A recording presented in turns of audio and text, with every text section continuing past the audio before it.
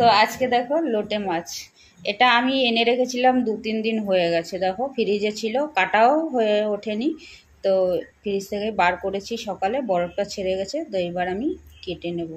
তো লোটে মাছের রেসিপিতে তোমরা অনেক খেয়েছো, যারা খাও তারা তো ভালোই খাও আর খেয়েও থাকবে। তো আজকে আমি একদম সহজ সরল সিম্পল একটা রেসিপি বানাবো। তো আমি লোটে মাছটা এবার কেটে নেব। তো এনে রেখেছি, কাটার সুযোগই হয়নি। লোটে মাছটা দেখে অনেক ইচ্ছা করলো, অনেক বড় বড় ছিল, ওই জন্য নিয়ে নিয়েছি। তো চলো এইভাবে কেটে নেবো। এগুলো তো খায় না, এগুলো আমার বিড়াল আছে, ওদের সিদ্ধ করে দিয়ে দেবো। তো চলো কেটে নিই। তো দেখো আমার কাটা হয়ে গেছে। পেটের নোংরা চোংরাগুলো সব এর মধ্যেই ফেলেছি। আমি এবার চিংকে চলে যাব, ধুয়ে নিয়ে আসছি। তা নুন, হলুদ, আমার কাছে লঙ্কা পেস্ট আছে, ফ্রিজে রাখা ছিল। বাড়ির আমার গাছের লাগানো গন্ধরাজ লেবুর রস একটু, আদা পেস্ট, রসুন পেস্ট, জিরা ধনের গুঁড়ো, সর্ষের তেল। আমি এটা মেখে রেখে দেবো। পেঁয়াজের সঙ্গে সঙ্গে এবার টমেটোও দেবো। তো এইগুলো একটু কেটে নেব। পেঁয়াজ টমেটো কেটে নিয়েছি। এবার গ্যাস ওভেনের কাছে আমাকে যেতে হবে, কেন কি এটা ভাজা করতে হবে। তো চলো।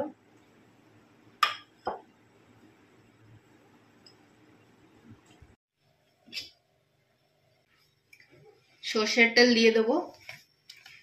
আমার ছেলের চোখ গোল্লা হয়ে যাচ্ছে, এতটা তেল দিয়েছি। তো একটু তো দিতেই হবে, কেন আমি লোটে মাছটা একটু বেশি তেল না দিলে, আর গ্যাসটা সিম করে না, গ্যাসটাকে ফুল দিয়েই আমাকে ভাজতে হবে।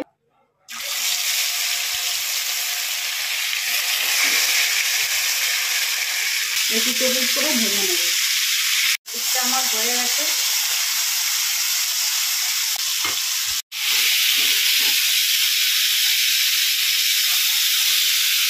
একবার ভেজে যে তুলে নিয়েছি। এটাও যে খেতে কি দারুণ।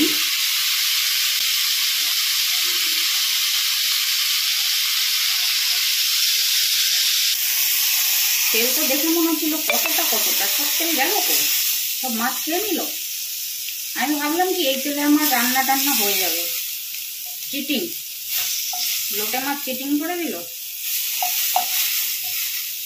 সব সময় কি আর কম তেলে রান্না হয়? লোটে মাছটা আমি কেনার সময় ওকে বলে কিনেছি খাবি তো, এখন বলছে খাবেই না।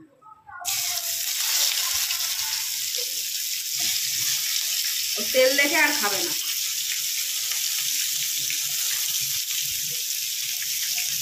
যত জ্বালা আমার। ওকে দিয়ে মোবাইলটা ধরাই তো, ক্যামেরা মানে ও ভিডিওটা ও করছে, তো ওই জন্য ও তেল দেখে এখন খাবে না। যদি আমি একা একা করতাম তাহলে দেখতেও পেত না, তখন খেত।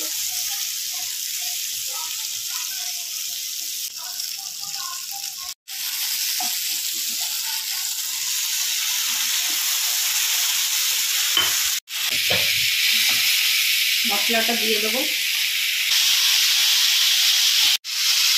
আবার ঢেকে রাখবো।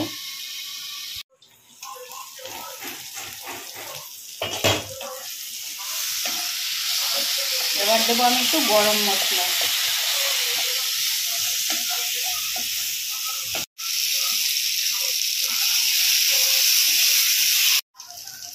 দেখো আমার রেডি হয়ে গেছে লোটের মশলা। এটা একদম সিম্পল অথচ টেস্টি।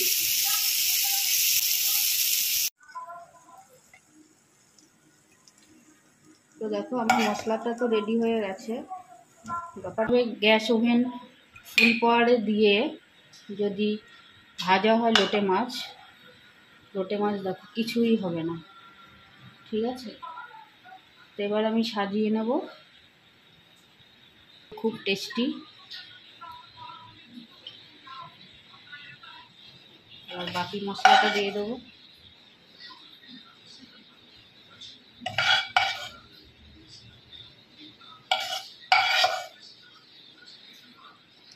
তো হয়ে গেল আমার লোটে ফ্রাই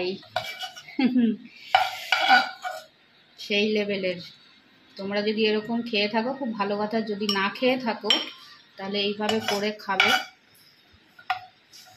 তো আমার স্পেশাল লোটে ফ্রাই আমি করলে এইভাবেই করে খাই, কেন কি এতে লোট থাকে না, অনেক মজা, সেই মজা। চলো টাটা, ভালো থেকো সবাই, দেখা হচ্ছে আবার।